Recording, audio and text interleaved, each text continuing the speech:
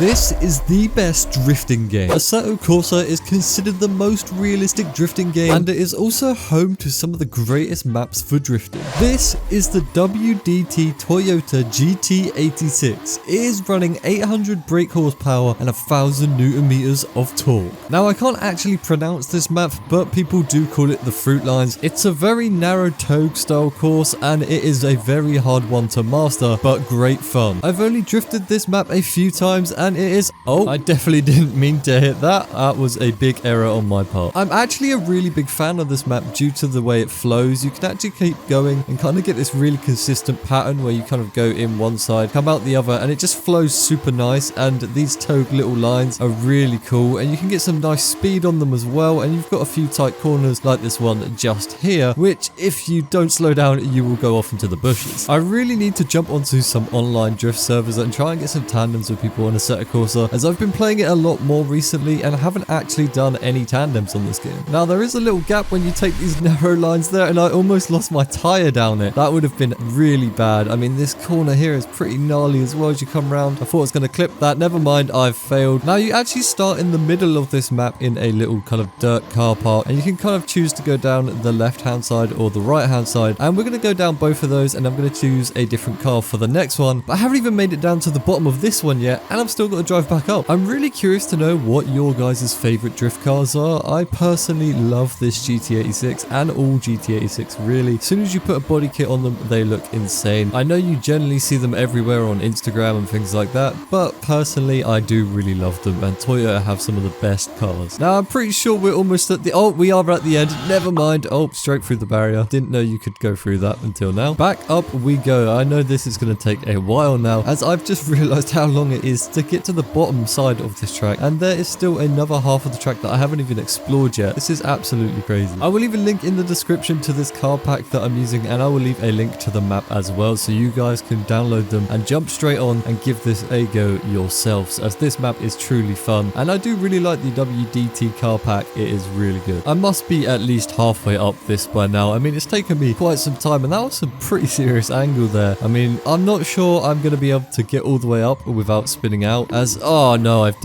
jinxed myself there. This run started off really well, but I did make a few errors on the way up. I mean, I think I get too much speed. Oh, now if I'm correct, I believe the top of the map is just up here, and we haven't got far to go, and I have to spin out. Of course I do. Well, we've made it to the top of the hill, but let's drift back to the little dirt car park that is just around this corner here, and then we will switch over to the R34. From one drift car to another, we're now in the WDT Nissan Skyline R34. This thing is running 800 brake horsepower and 965 Newton meters of torque. This car looks super nice. I mean, who doesn't like an R34 anyway? But with this livery and stuff, it looks great. Personally, it's one of my favorites from the WDT pack, along with the GT86. This is my first time ever doing the other route of this map as well, so there are kind of two routes. If you spawn in the middle, you can go left or right, and this is my first time ever doing the right side, and it is very different. The corners feel super long, so you can kind of hold these long drifts all the way around them, unlike the other route, which felt very short and very flowy, so you flow in and out of them. But this one is definitely longer, and it gives you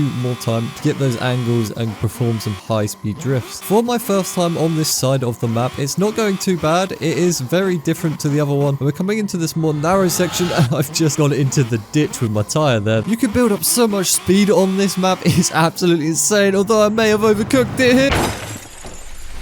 The weather's all dried up now, so let's take this car for a spin again down this little narrow path and see if we don't come flying off of it this time and actually make it to the bottom. I would highly recommend this map to anybody who is kind of really into drifting, especially these narrow togue maps. They're really fun to do. They do take quite a lot of precision, otherwise you will go flying off the track like I did. And yeah, I can tell you for a fact that that is not fun. I'm so close to the wall here, and I think I've overcooked this corner. No, I've managed to save it. Yep, no, we've got the angle back. We're all good. I thought we lost the angle there. I could just drift around this place all day. It's absolutely fun as hell. There's just so many flowy corners and flowy sections. Then they've got these really long corners that kind of drag out your drifts, and they just look super sick. Let me know if there's any maps you guys want to see in the comments. I mean, I've been having an absolute blast on Assetto Corsa, especially doing the drifting. I definitely want to do some online tandems, and I'll maybe even see if I can join with you guys.